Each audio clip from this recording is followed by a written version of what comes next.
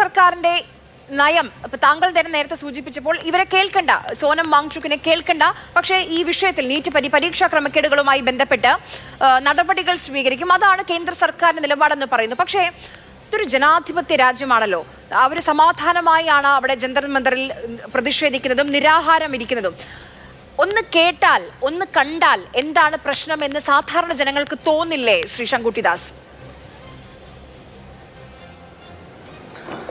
നോക്കൂ, ഞാനിവിടെ പറഞ്ഞ എല്ലാ കാര്യങ്ങൾക്കും മറുപടി പറയാം. അത് വസന്ത് തെങ്ങുംപള്ളി പറഞ്ഞ കാര്യങ്ങളിലൊന്നും പ്രത്യേകമായിട്ട് മറുപടി ആവശ്യമുണ്ടോ എന്ന് തോന്നില്ല. പക്ഷേ ശ്രീ ജയ്ക്ക് ആദ്യം തന്നെ സ്വാതന്ത്ര്യത്തെയും മാനവികതയും ജനാധിപത്യത്തെയൊക്കെ പറ്റിയിട്ട് ഏതോ വിഖ്യാത കവിയുടെ കവിതയൊക്കെ ചൊല്ലുന്ന കേട്ടപ്പോൾ എനിക്കൊരു അത്ഭുതം തോന്നി. കാരണം നവകേരള യാത്ര നടക്കുന്ന മുഖ്യമന്ത്രി പിണറായി വിജയന്റെ നേർക്ക് കരിങ്കൊടി കാണിച്ചതിന് മുഖ്യമന്ത്രിയുടെ ഗൺമാന്മാരും ഡിവൈഎഫ്ഐ പ്രവർത്തകരും കൂടിയിട്ട് കുറെ KSU പ്രവർത്തകരുടെ തലതല്ലി പൊളിച്ചത് രക്ഷാപ്രവർത്തനമാണ്. ചാനലുകൾക്ക് മുന്നിൽ വന്നിരുന്ന് പറയാൻ ഉറപ്പില്ലാതിരുന്നിരുന്ന ഒരു മുഖ്യമന്ത്രിയെ അനുകൂലിച്ചുകൊണ്ട് ചാനൽ ചർച്ചകളിൽ പങ്കെടുത്തിരുന്ന ആളുകൾ ഇപ്പോഴും ആ പ്രവർത്തനത്തിൽ ഏർപ്പെട്ടിട്ടുള്ള ആളുകളെ രക്ഷിക്കാൻ വേണ്ടിയിട്ട് പോലീസ് റിപ്പോർട്ട് ഉൾപ്പെടെ തിരുത്തി എന്നതിന്റെ ആക്ഷേപം നേരിടുന്ന ആളുകൾ ഡൽഹിയിൽ നടക്കുന്ന സംഭവത്തിലൊക്കെ വലിയ മാനവികവാദികളാകുന്നത് കാണുമ്പോൾ ആനന്ദമാർഗീയ സന്യാസികൾ ബംഗാളിൽ സമരം ചെയ്തപ്പോൾ അവരെ പെട്രോൾ ഒഴിച്ച് തീ കൊളുത്തിയിട്ടുള്ള, മാരിജാപ്പി കൂട്ടക്കൊല നടത്തിയിട്ടുള്ള, മകനെ കൊന്നിട്ട് അവന്റെ ചോര കൊണ്ട് ചോറ് വാരിയിട്ട് അമ്മയെ തീറ്റിച്ചിട്ടുള്ള പാരമ്പര്യമുള്ള ആളുകളൊക്കെ ജനാധിപത്യത്തെ പറ്റി സംസാരിക്കുന്നതൊക്കെ എനിക്ക് നല്ല കൗതുകമുണ്ട്. പക്ഷേ ഈ കാര്യത്തിൽ കേന്ദ്ര സർക്കാർ എന്താ ചെയ്തിട്ടുള്ളത് അതൊന്നും പറയാൻ ഈ ചർച്ചയിൽ സമയമാണല്ലോ. അദ്ദേഹം പറയുന്നത് കേട്ടു, എന്താണ് BJPയുടെ ഏതൊക്കെ പ്രധാനപ്പെട്ട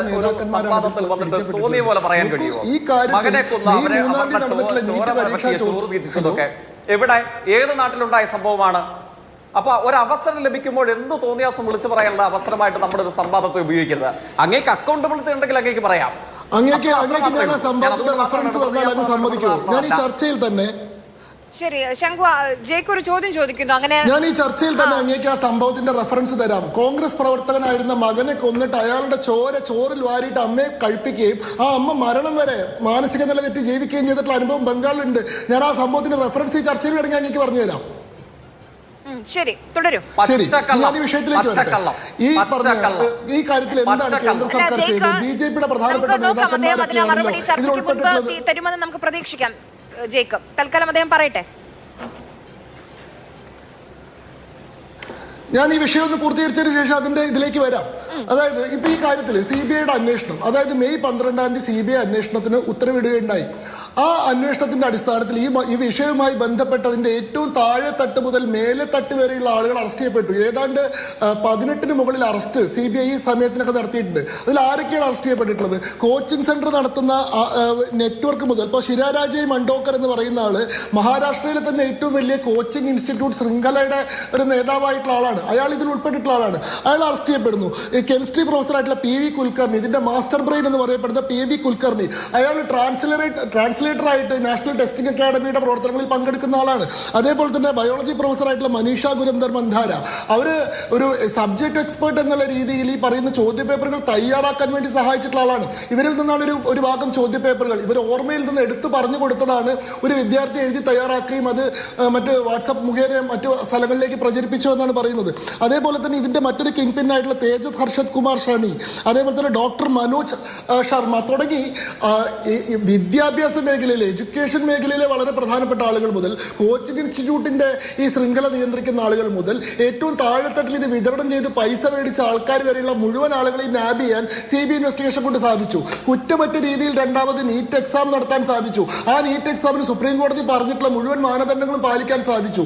അതിനുശേഷം അത് ആ സമയത്ത് ക്വസ്റ്റ്യൻ പേപ്പർ ലീക്കാവാണ്ടിരിക്കാൻ ടെലഗ്രാം ഉൾപ്പെടെയുള്ള ഈ പറയുന്ന സാമൂഹ്യ മാധ്യമങ്ങൾ പോലും സർക്കാർ മരവിപ്പിച്ച് നിർത്തി. അതിനുശേഷം എയർഫോഴ്സിനെ കൊണ്ട് ഓരോ കേന്ദ്രങ്ങളിലേക്ക് നേരിട്ടിട്ട് ചോദ്യപേപ്പറുകൾ എത്തിച്ചു കൊടുക്കുന്ന അത്രയും നേതൃത്വത്തിൽ ഡിഫൻസ് മിനിസ്റ്റർ രാജ്നാഥ് സിംഗിന്റെ നേതൃത്വത്തിൽ ഈ പറയുന്ന ചോർച്ച ഉണ്ടാവാതിരിക്കാൻ വേണ്ടിയിട്ടുള്ള ഇടപെടൽ നടത്തി. അതിനുശേഷം കഴിഞ്ഞ ദിവസം ഇതാ ജൂലൈ 17 ഈ പുതിയ റിസൾട്ട് വന്നു. റിസൾട്ട് വന്നപ്പോൾ 11.5 ലക്ഷം വിദ്യാർത്ഥികൾക്ക് അഡ്മിഷൻ കിട്ടി. അതായത് ഒരു പ്രശ്നം സംഭവിച്ചു, ആ പ്രശ്നത്തെ അക്നോളജ് ചെയ്തു, സ്ട്രക്ചറലായിട്ടുള്ള മാറ്റങ്ങൾ വരുത്തിക്കൊണ്ട് അത് നന്നായി രണ്ടാമത് നടത്തി ആ പ്രശ്നത്തിന് കാരണക്കാരായിട്ടുള്ള മുഴുവൻ ആളുകളെയും മതിയാവണ്ണം ശിക്ഷിച്ചു.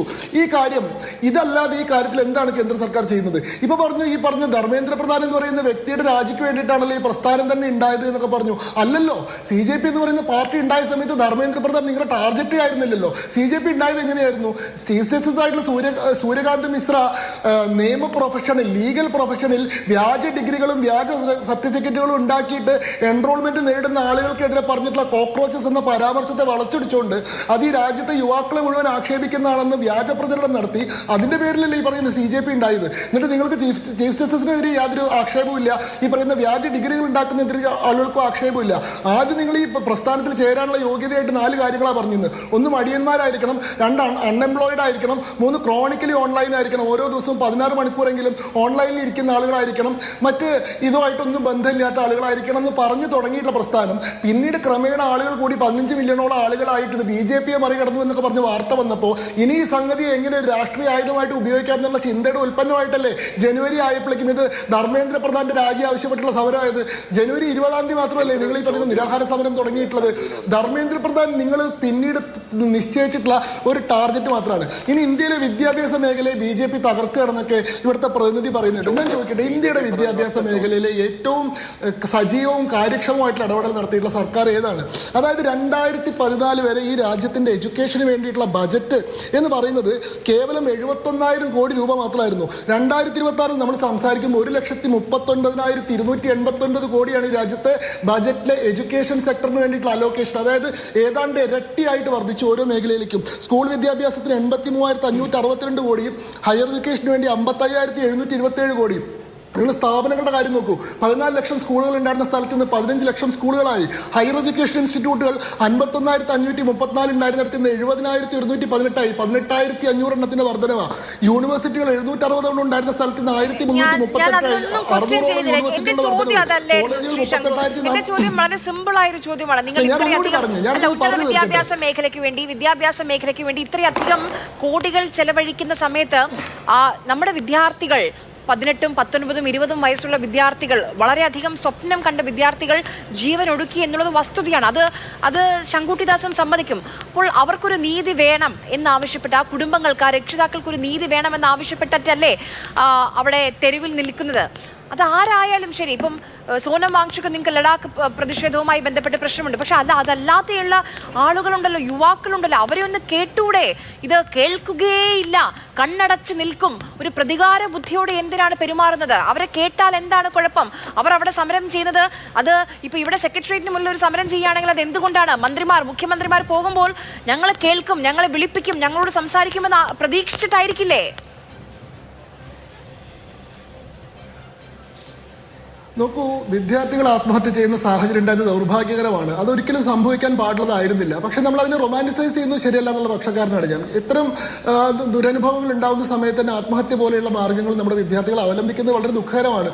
അത്തരം കാര്യങ്ങൾ ചെയ്യാതിരിക്കാനും അതല്ല ശരിയായിട്ടുള്ള പരിഹാര മാർഗ്ഗങ്ങൾ. ഈ പറയുന്ന സിസ്റ്റത്തിനെ കൊണ്ട് തന്നെ അത്തരം തെറ്റുകൾ തിരുത്തിക്കാൻ വേണ്ടിയിട്ടുള്ള ശക്തമായിട്ടുള്ള ഇടപെടൽ നടത്തുന്നതാണ് ശരിയായിട്ടുള്ള മാതൃക എന്ന ധാരണ അവരിലേക്ക് കൊടുക്കുന്ന ഉത്തരവാദിത്വം രാഷ്ട്രീയ പ്രവർത്തകർക്കും മാധ്യമങ്ങൾക്കും തെറ്റായ വാചകമാണ് തോന്നുന്നു ശ്രീ ശങ്കുട്ടിദാസ്. എനിക്ക് അങ്ങനെയാണ് തോന്നുന്നത്.